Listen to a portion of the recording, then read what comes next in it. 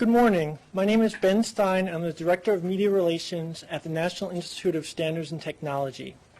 I'd like to welcome all those in attendance here in our campus in Gaithersburg, Maryland, and to all those watching the webcast to the media briefing on the NIST investigation of the collapse of World Trade Center Building 7. The findings and recommendations of this three-year investigation will be presented by Dr. Shyam Sunder, Director of NIST's Building and Fire Research Laboratory. Dr. Sunder also leads the federal building and fire safety investigation of the World Trade Center disaster. Before we hear from Dr. Sunder, let me quickly explain the format of today's media briefing. Dr. Sunder will first give his presentation on the report. Then we will open the floor to questions from journalists in attendance, in addition to registered reporters who are watching the webcast. I ask that you please give Dr. Sunder your full attention and hold all questions until after his presentation. So that we get to as many questions as possible, I would also ask for journalists to be prepared to ask just one question with a follow-up, if necessary, during the briefing. With that, I'd like to welcome Dr. Sunder.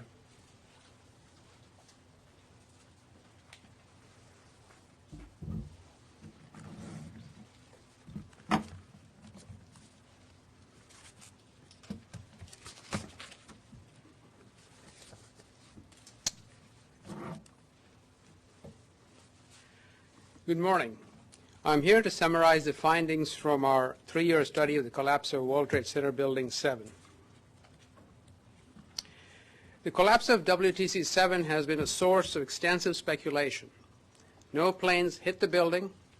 There was damage to the building from the collapse of World Trade Center 1, the tower, which was about 370 feet to the south. Here you can see in the slide over, you can see the location of WTC7 on a map. But despite damage that severed 7 exterior columns, Building 7 remained standing. The debris from Tower 1, however, started fires on at least 10 floors of the building. The fires burned out of control on 6 of these 10 floors for about 7 hours. The city water main had been cut by the collapse of the 2 WTC towers, so the sprinklers in Building 7 did not function for much of the bottom half of the building. Nevertheless, other tall buildings have burned for as long or longer in similar fires without collapsing when sprinklers either did not function or were not existing. So we knew from the beginning of our study that understanding what happened to Building 7 on 9/11 would be difficult. It did not fit any textbook example that you could readily point to and say, yes, that's why the building fell. In August of 2002, exactly 6 years ago today, with authority and funding from Congress, NIST started its building and fire safety investigation of all 3 World Trade Center building collapses. The study of Towers 1 and 2 was extremely complex, and as a result, we had to place our study of World Trade Center 7 on hold. In September of 2005, with the study of the towers complete, we began the study of World Trade Center 7's collapse in earnest. We conducted our study with no preconceived notions about what happened. We gathered evidence, we analyzed that evidence, we constructed computer models grounded in physics and principles of science, and using detailed data on every aspect of the building's construction, detailed information on its contents, videos and photos of the event, and witness accounts. We drew conclusions and validated them against the video and photographic record. Our investigative team for this building consisted of about 50 experts in areas such as structures, fire science and engineering, metallurgy, explosives, blast analysis, evacuation and emergency response, and other technical fields. Our own technical staff was complemented by world-class private sector experts on contract.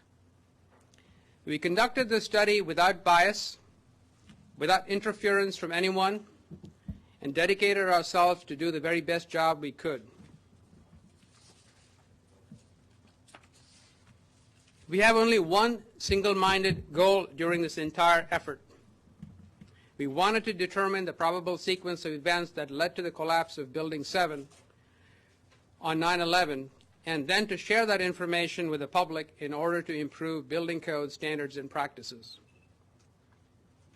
Before I tell you what we found, I'd like to tell you what we did not find. We did not find any evidence that explosives were used in the collapse of Building 7. We ran down detailed computer simulations of blast scenarios. What you see in this slide are the expected air pressures from the smallest possible blast capable of crippling a critical column. This size blast would have produced an incredibly loud sound that was not recorded on videos of the collapse nor reported by witnesses.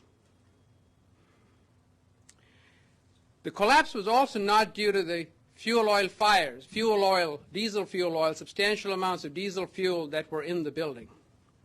Such fires from ruptured fuel lines or from fuel stored in day tanks on the lower floors could not have been sustained long enough, would have not generated sufficient heat to weaken critical columns, and would have produced copious smoke that was not observed on 9/11.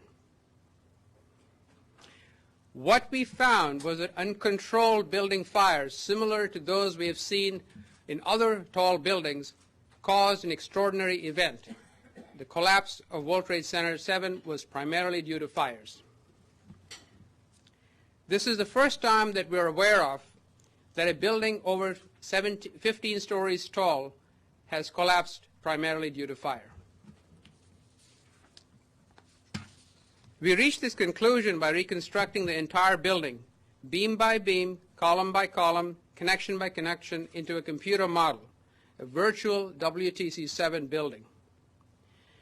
We then filled that building with as much detail as possible about exactly what type of furnishings were on each floor. Then we set fire to those virtual offices on the floors where video and other visual evidence told us the fires burned. We used a well-validated computer program developed at NIST for studying the growth and spread of fires to calculate temperatures throughout the building. On the right in this slide, for example, you see a detailed fire simulation showing the temperature of fires as they grew and spread on floor 12. And we used well-established data on the properties of structural steel, the sprayed fire-resistive material or fireproofing, and other building materials to determine how those temperatures affected the structure. A typical fire simulation for a single floor of the building took up to 2 days with a state-of-the-art cluster of Linux computers. The structural model of the building components used to predict the subsequent fire-induced progressive collapse included more than 3 million separate elements and took about 7 to 8 months to complete a single run on some very powerful computers.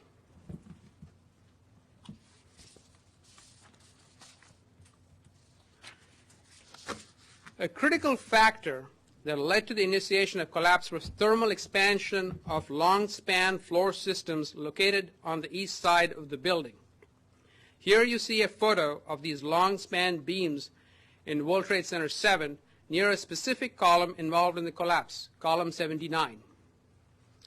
Anyone who has run a tight jar lid under hot water to help loosen it up knows that metal expands when it gets hot. Beyond expansion, heat also causes steel to lose strength and stiffness. In our investigation of the collapse of Towers 1 and 2, loss of strength and stiffness was more important. For World Trade Center 7, thermal expansion was a critical factor. These effects occur at temperatures much lower than those required to reduce steel strength and stiffness.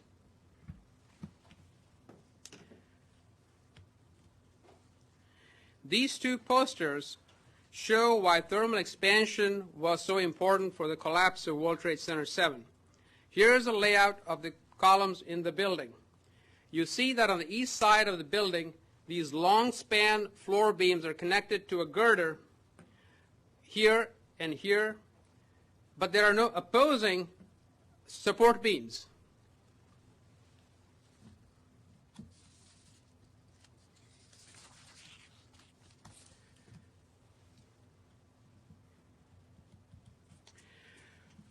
Now, if you look at this poster, you can see the kinds of effects we're talking about by thermal expansion. You have here the exterior wall of the building, which is pretty rigid, and the floor system, which is a steel, concrete, composite floor system, expands due to heat. Fires might be under the floor system and as well as on the top of the floor. And as the expansion occurs, steel expands more than the concrete, and you can see the beams pushing out. But before these beams can actually push out, the connection between the concrete and the steel has to break. The composite action has to be lost. And that happens when the shear studs that connect the concrete and the steel actually fail.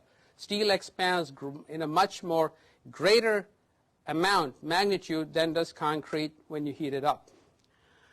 So, as a result of that, you have failures between the steel and the concrete, but you also have three additional effects. One, you could have beams that are here that are restrained from expanding, prevented from expanding because of this column here, for example, and that can buckle. And you see an example of a buckled beam right here.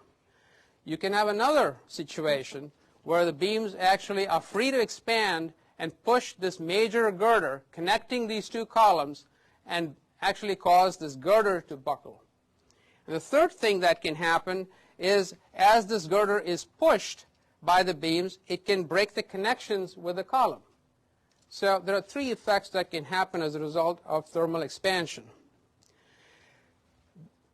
So in summary, the exterior columns of the building were more closely spaced than the interior ones. When fires heated the floor system, thermal expansion of the floor beams caused damage to connections between the steel beams and the concrete slab of the composite floor system. Some of the beams buckled. Others pushed the girders, causing some of them to buckle. A few girders lost their connections to columns, triggering floor failures. Fires on floors 7 through 9 and 11 through 13 were particularly severe. Long-span steel beams on the lower floors of the east side of the building expanded significantly due to these fires, damaging the floor framing on multiple floors. Eventually, a girder on floor 13 lost its connection to a critical interior column that provided support for the long girder and the displaced girder and other local fire-induced damage caused floor 13 to collapse. So this was the girder that failed, connecting column 79 to column 44. This began a cascading chain of failures of 8 additional floors, many of which already had been at least partially weakened by the fires in the vicinity of the critical column. With the support of these floors gone, we now had column 79 unsupported over multiple floors, and it buckled, which initiated the fire-induced progressive collapse of the building. Here's a close-up from the structural computer model we developed to show how the floor failures led to an unsupported column on the far right, and then buckling of that column.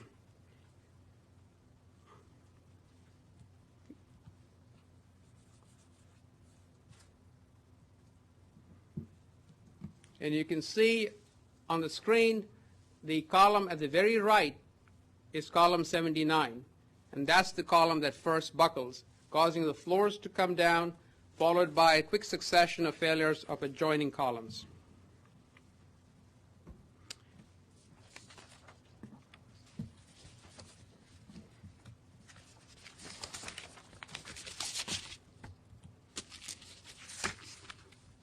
This in turn caused the failure of nearby columns 80 and 81 and floor failures up to the roof line. These images show how the failure of column 79 matches up with a still frame from a video of the event. As the building starts to fall in the video, which I will show shortly, a kink occurs at the top of the building as the east penthouse falls. At the same time, the video shows windows breaking on the east side of the building. When you overlay the layout of the penthouse with the diagram of the building floor framing, you can see how the girders between columns 79, 80, and 81 line up with the kink seen in the penthouse. In fact, all three columns, 79, 80, and 81, and the red line are pretty much in the same direction. As the roof line begins to fall, adjacent columns buckle as well. And we're talking about these adjacent 79, 80, and then what happens is you start seeing columns break from left to right. Here's a video taken on 9/11 that shows WTC7 collapsing. Note the kink in the east penthouse and the progression of the screening wall and the west penthouse collapsing from east to west.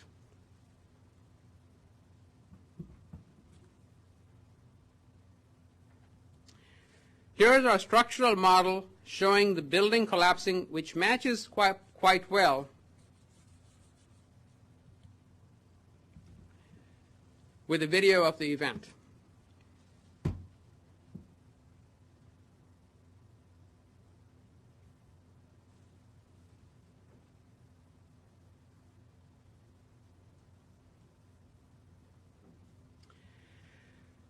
World Trade Center 7 was designed generally consistent with the applicable New York City building code during its construction. If water had been available, it is likely that the sprinklers would have operated and the building may still have been standing here today. The estimated 4,000 occupants of World Trade Center 7 on 9/11 evacuated without loss of life and any serious injuries. In general, tall buildings are very safe. We have decades upon decades of real-life experience to prove this.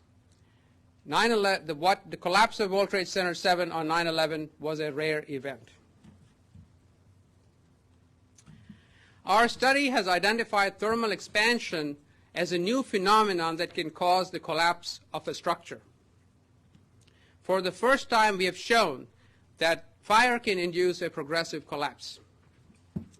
In the building community, the term progressive collapse means the spread of local damage from a single initiating event from structural element to structural element, eventually resulting in the collapse of an entire structure or a disproportionately large part of it.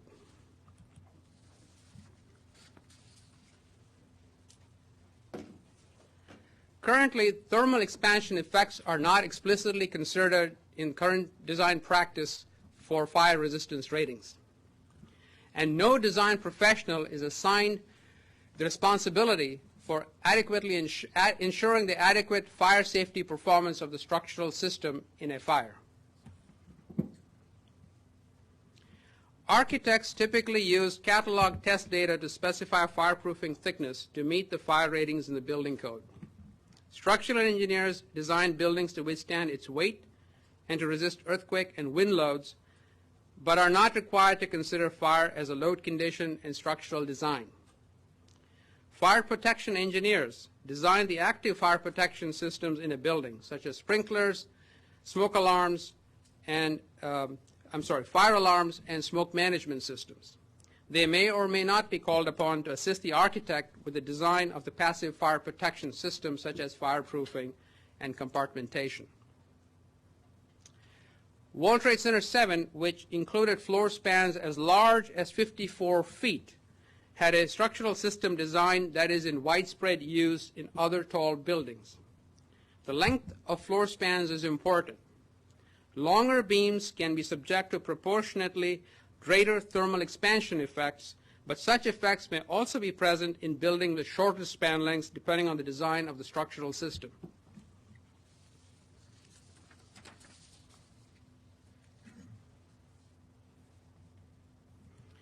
We strongly recommend that building owners, operators, and designers evaluate buildings to ensure the adequate fire performance of the structural system.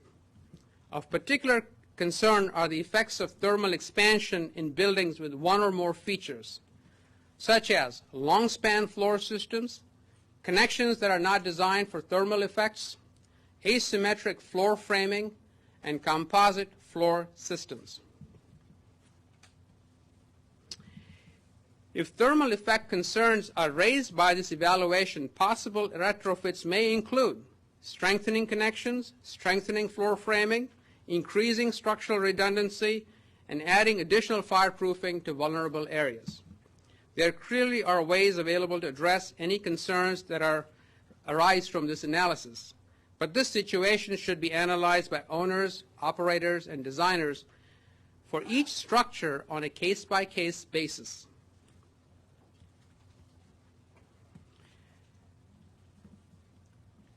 Our take-home message today is that the reason for the collapse of World Trade Center 7 is no longer a mystery. World Trade Center 7 collapsed because of fires fueled by office furnishings. It did not collapse from explosives or from fuel oil fires. It collapsed because fires, similar to those experienced in other tall buildings, burned in the absence of water supply to operate the sprinklers and burned beyond the ability of firefighters to control it. It fell because thermal expansion, a phenomenon not considered in current building design practice, caused a fire-induced progressive collapse.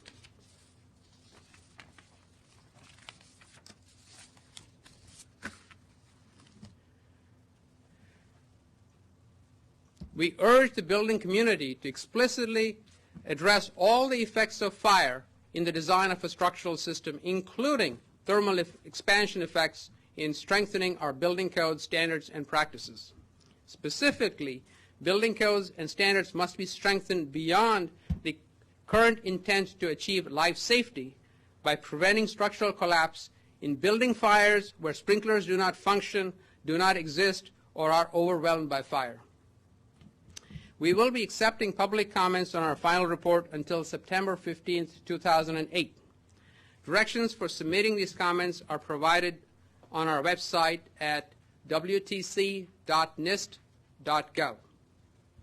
At this point, I will be happy to take your questions. Thank you. Before we get to the questions, I'll briefly describe the format. We'll be taking questions until around 12 p.m. Eastern Time, and we'll take questions from both reporters in this room and reporters registered on the webcast, and NIST Gail Porter will be reading the questions from registered reporters on the webcast. For those in the room, I ask that you wait until the microphone comes to you so that everyone can hear your question, and please state your name and affiliation first. And with that, we'll take our first question from the floor.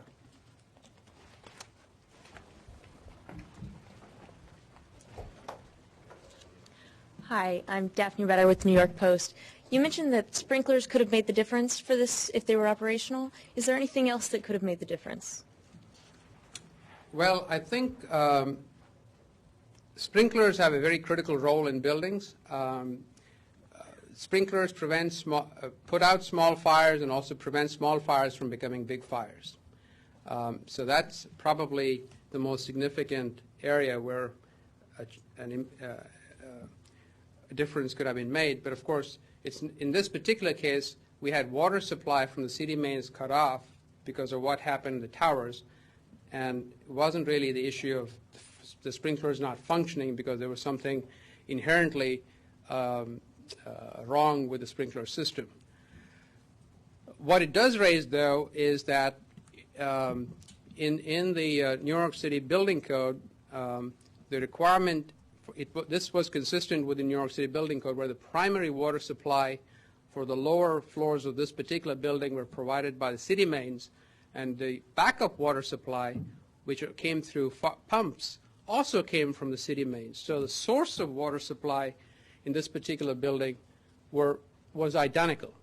For the top half of the building, the water supply, the primary water supply came from overhead tanks, and the secondary water supply came from the city mains. So there was a redundancy in the water supply that inherently made the top half of the building more reliable in terms of the source of water supply than the bottom half.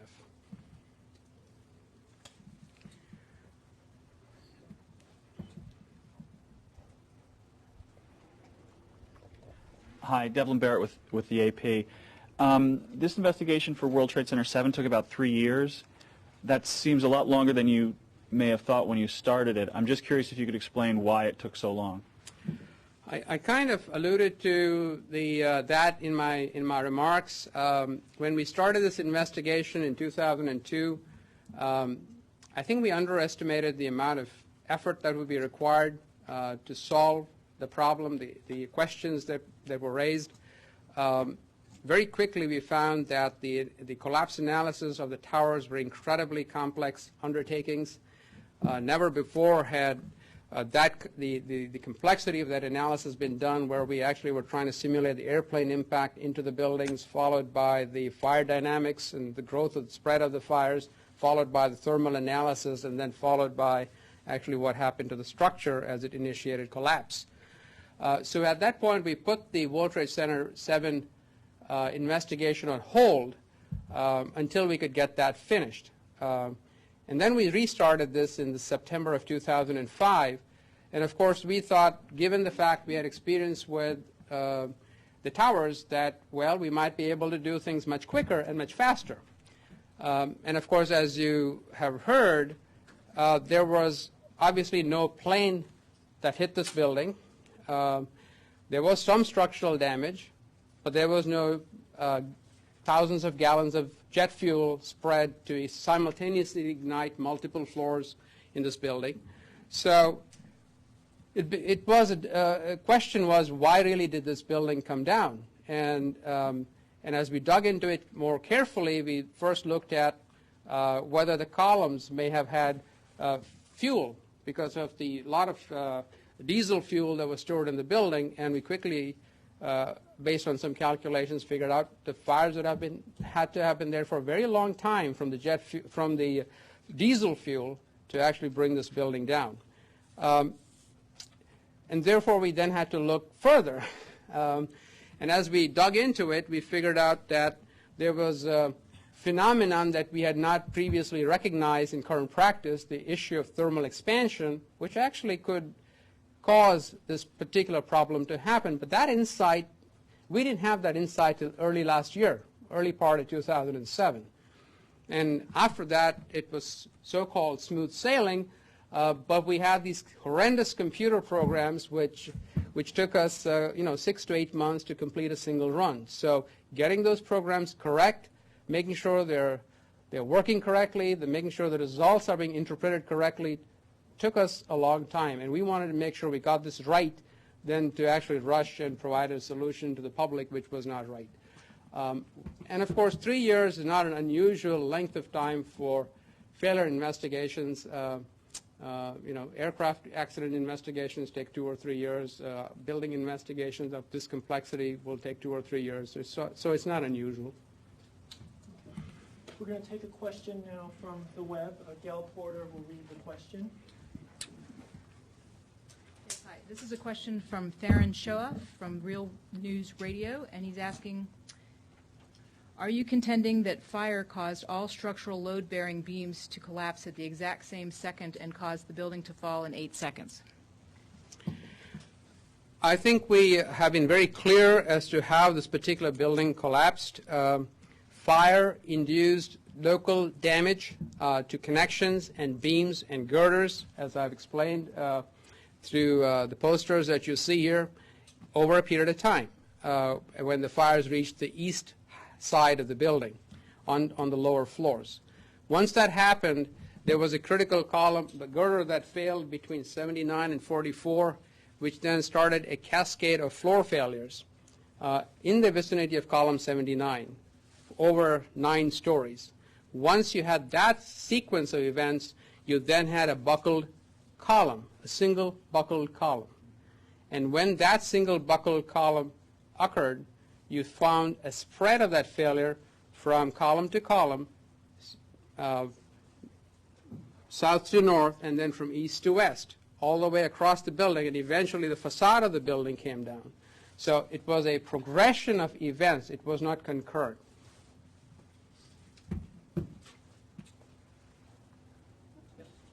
Hi, I'm Ariane Cohn from Popular Mechanics. Conspiracy theorists have made much of the way that the building fell into what they say is a very tidy pile. They say it's consistent with demolition. Can you explain why the footprint was so tidy? Well, on the northeast side of the building, as you look at this particular graphic again, you see well, first of all, you see that there are long span floors in both the north side and the east side. But if you look at these three columns, 79, 80, and 81, the area that they are covering, the floor area that they are carrying is very large, and particularly 79, which is carrying about 2,000 square feet of floor area.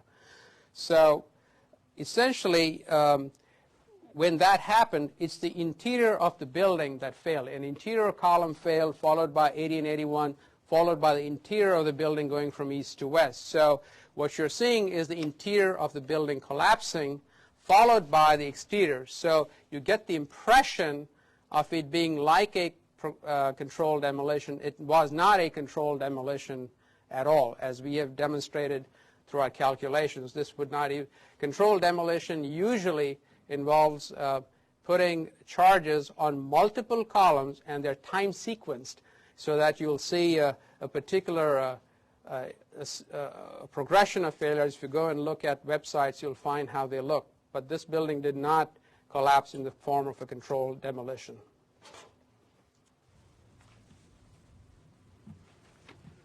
Hi, Christoph Röckerath from ZDF German Television. As you know, obviously, by the way the collapse looked, many people thought it was, I think, it's a controlled demolition. And so it's at the center of attention for many conspiracy theorists. How did this anticipation and maybe pressure from that scene or the other side influence your work in any way? What did you feel about this pressure during your investigation?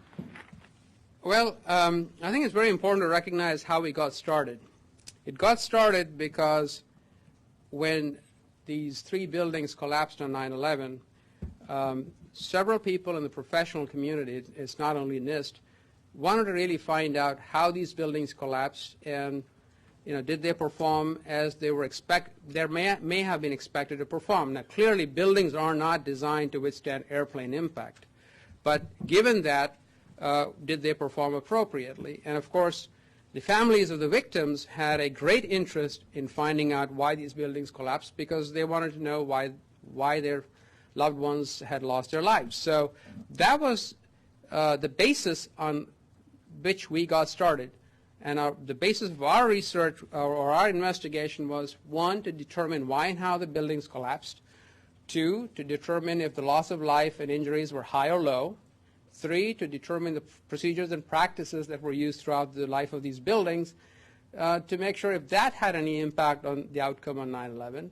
And last but not least, really to improve building safety through improvements to codes and standards and practices that might be warranted as a result of what we find.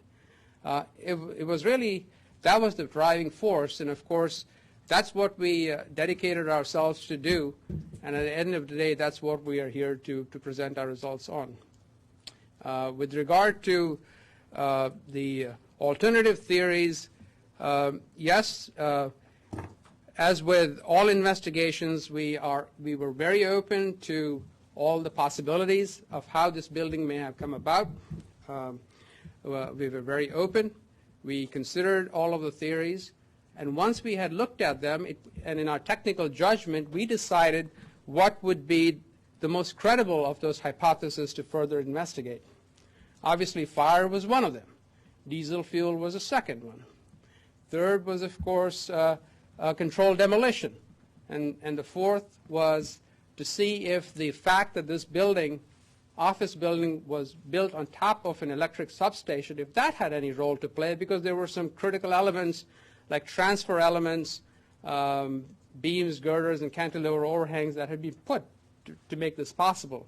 And of course, we ruled out that those had any critical role to play, and ultimately what trumped was the fact that fires, in fact, did play a critical role. I'm going to take another question from the web. Yes, we have a question from Bill Jenkins with Building Safety Journal, and his question is, understanding that tempered steel and concrete superstructure was initially invented for its ability to withstand I'm sorry, I'm reading the wrong one. Okay. For your just released report executive summary, this was the first known instance of total collapse primarily due to fires, and further that fuel oils did not play a role in the collapse. What created such intense heat to make WTC7 explosively collapse while the columns remained significantly below melting point? Was it office materials that your report claims caused this? Is this not impossible? No, it's not impossible.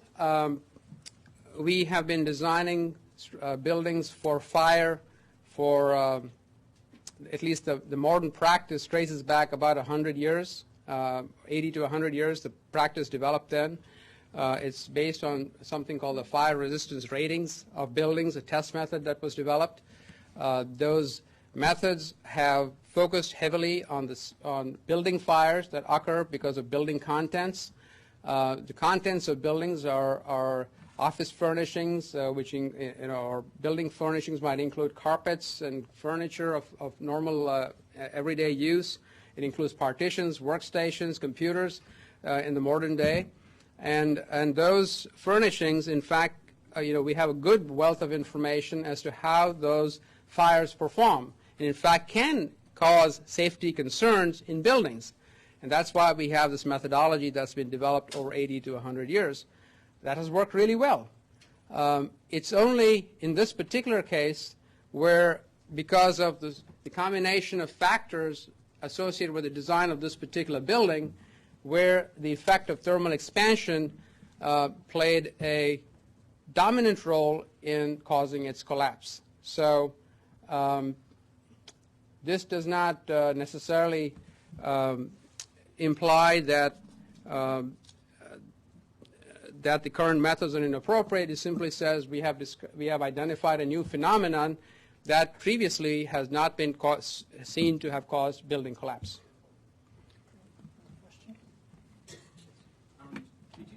Wait for the microphone, please, and identify yourself, please. Hi, I'm Mike Shea with Baltimore Grassroots Media.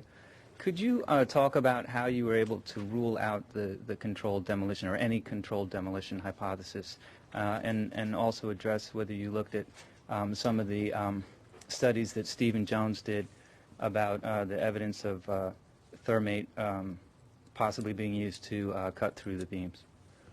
Yeah, as I said before, we conducted this investigation with an open mind, and then we decided on those of the possible hypotheses that would be really credible enough for us to evaluate further. And controlled demolition was one of them. And the way we proceeded to do that is, of course, there are many ways we could do it.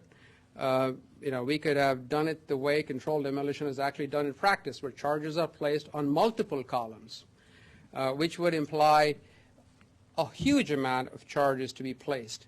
We instead decided, what is the worst case scenario, meaning what is the minimum amount of charge we could use to build this building down?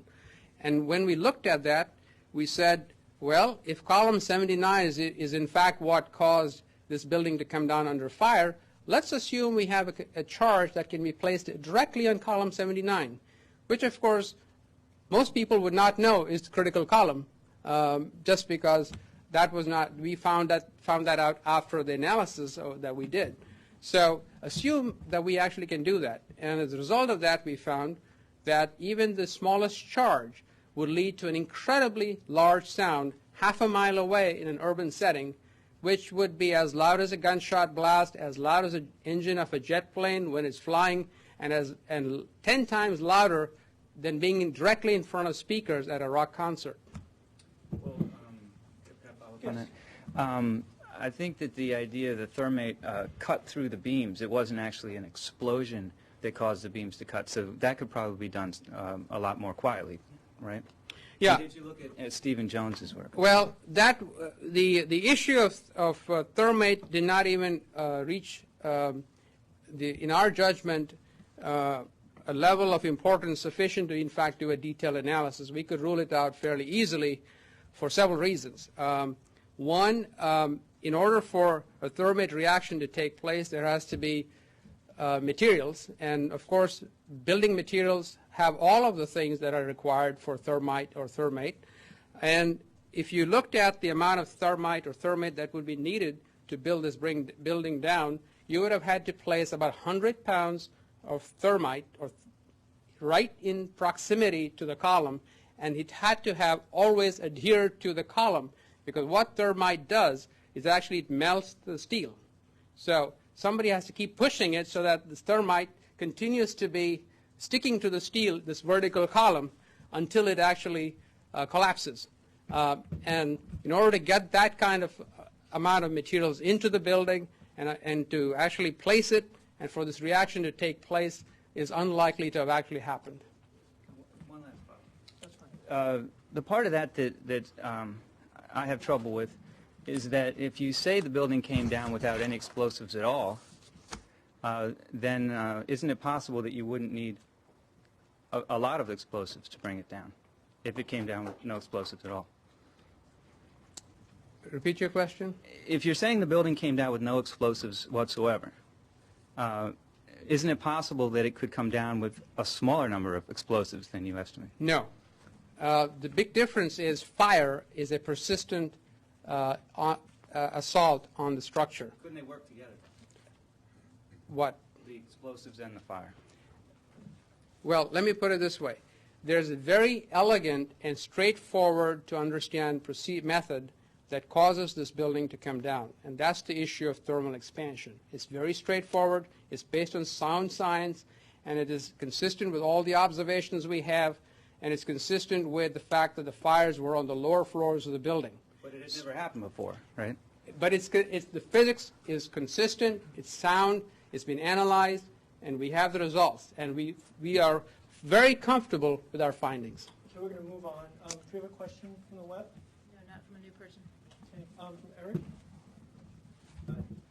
Eric Lipton from the New York Times. Eric Lipton from the New York Times. Is there something, given that you said that the design of the building and the long floor spans was a factor, I mean, while it may have met code, was the design sufficient in this building? Was there a flaw in the design? Was the design as robust as it should have been or could have been? Well, the design of this building, as I said earlier in my statement, it was generally consistent with the New York City Building Code applicable at the time of construction. And it's in fact consistent for the most part with the practice of structural design and building design we have today. What we found was that a phenomenon that previously had not caused a structural collapse actually was important enough to actually have caused the collapse of this particular building.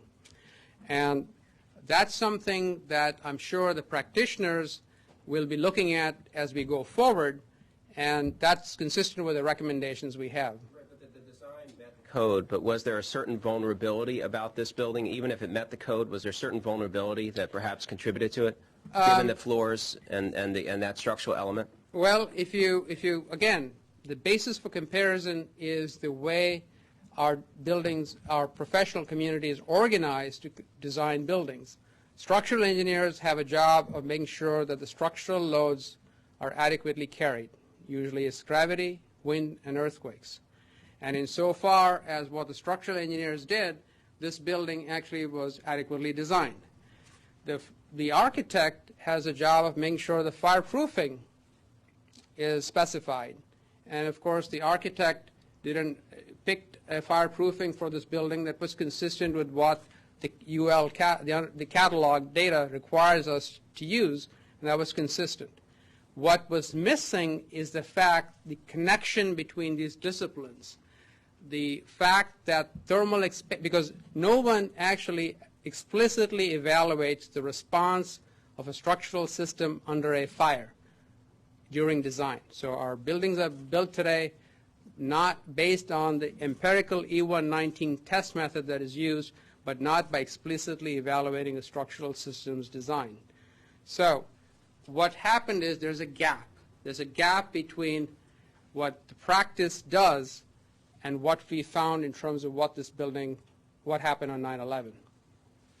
I'm Sorry, that's still, but was there still, I mean, in another building that is under the same circumstances, if it didn't have these long floor spans, it may, and the same, it may not have collapsed. Yes, Okay, so therefore, was there a that- specific vulnerability, even though it met code, with this building that made it more prone to potentially collapsing? Well, there's, as I've explained, there's a combination of factors in particular that led to this building's collapse. One is the long span floor systems. Second is that our current practice where connections are not designed to resist thermal loads. Third is the fact we have an asymmetric floor system, which means you have floor framing in one direction here and another direction here.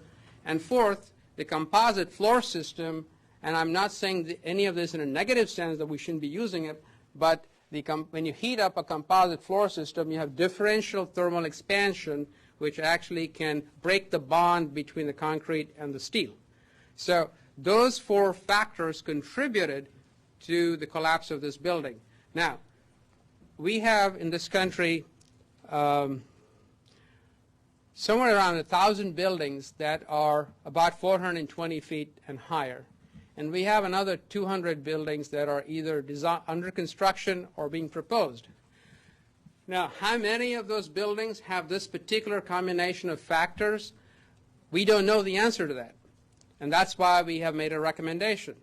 What we can say is, first of all, buildings are incredibly safe. We have had a long experience with that. Office buildings, in terms of fires, residential 1- and 2-family homes are the most vulnerable. Buildings, particularly office buildings, other than residential buildings, are incredibly safe. What we also had is a fire. Usually in a building, sprinklers would operate to put them out.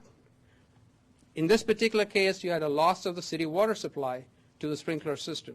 Third, even if that is compromised, the fact that a unique combination of factors would come to bear among these 1,200 buildings would be very rare.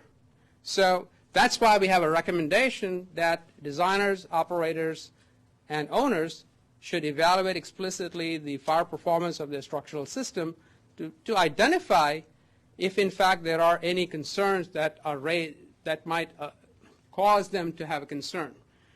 So that's a process to go forward. I would not say a priori that this was unique to this particular building. Hi, my name is Shane Geiger. I'm reporting for Infowars.com. I hear quite a number of bare assertions here today, and it'd be interesting to look at the research behind all of this. I look at your charts there in particular, and I wonder how it is that you I wonder how it is that those were produced, since you state that you had absolutely no steel from the World Trade Center 7 building.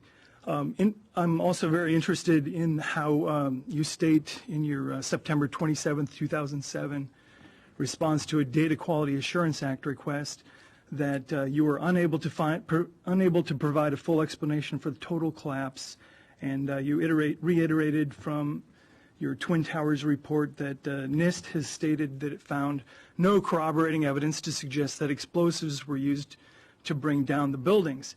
Now, in the very next sentence, you admit that NIST did not conduct tests for explosive residue.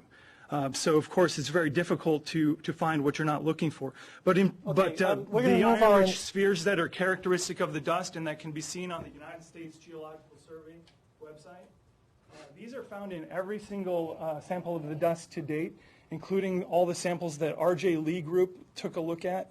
I actually have okay, we're going to move on there. Who's found these in okay, I think you've given enough questions. And I think this is there's enough of these out there. There's 1 billion pounds of the World Trade Center dust in a landfill on Staten Island. I think it's pretty fair to say that NIST could, if NIST were interested in doing so, take a look at these spheres.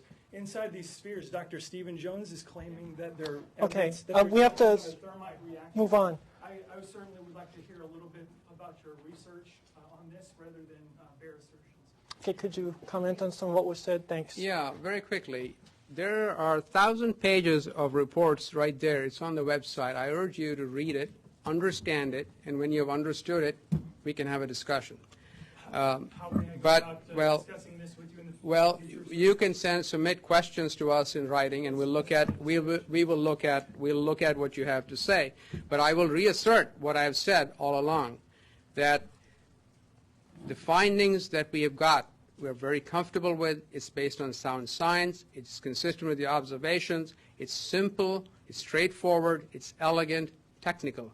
It's understandable by people. And we looked at, as I said, all of the alternative theories that were presented. There were only a few that rose to be credible in our technical judgment. When we see evidence that, in fact, you have robust science behind alternative theories, we will look at them. Okay. Any more questions? I'm just curious, you could probably talk for another 8 hours, and there will be a certain number of folks who just won't buy it. What do you say to them, as generally speaking? Well, I think the general sense is, first of all, we are technical experts. We all have impeccable technical credentials, both in the private sector experts who work with us and the experts working at NIST. And I would say that the information we have, the science that we have, and the findings that we have are incredibly conclusive in terms of the fact that fires were, in fact, the primary cause of why World Trade Center 7 building collapsed. Alternative theories are really, none of them have been found to be credible in terms of why these buildings collapsed. And in fact, I would suggest that the public should really, at this point, recognize that science is really behind what we have said. We're actually going to conclude the briefing now.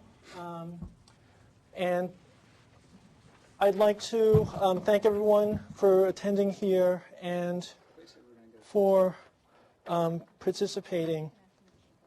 Yeah, there'll be opportunity for reporters in attendance to ask additional questions. But I'd like to remind everyone that you can find the entire report and supplementary materials on the web at wtc.nist.gov. Thank you.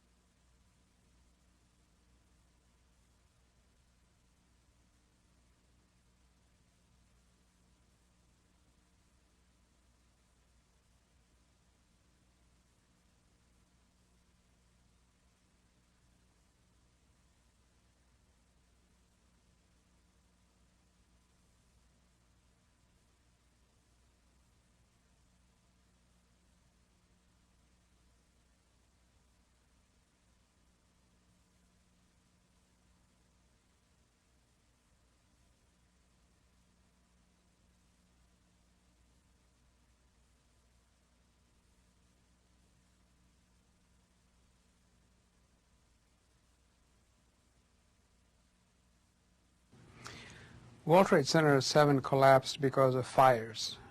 These were fires that were similar to other fires that we have experienced in tall buildings before, but that was the primary reason why the building collapsed. We really have a new kind of progressive collapse that we have discovered here, which is a fire-induced progressive collapse. And in fact, we have shown for the first time that fire can induce a progressive collapse, not just blast. So you look at the floors failing here, and eventually this column 79 is going to buckle, it fails, and then the entire vertical progression takes place. Our conclusion based on this extensive and careful study was that blast events and fuel oil fires did not play a role in the collapse of WTC7. We did a pretty extensive analysis of a hypothetical blast event in this particular building. And our analysis showed that even the smallest explosive charge that was capable of bringing down the critical column in the building, had it occurred, we would have seen sound levels of 120 to 130 decibels about a half a mile away. That would have been an incredibly loud sound, and that sound was not picked up by any of the videos or witnesses that we have talked to. And we found that in general, these buildings were designed consistent with the New York City building codes. Our high-rise buildings in this country are very, very safe. Having a collapse of this nature is a very rare event. We believe if the sprinklers had been functional and operational and the water supply had not been cut off, we believe that it's most likely that the collapse of World Trade Center 7 could have been prevented.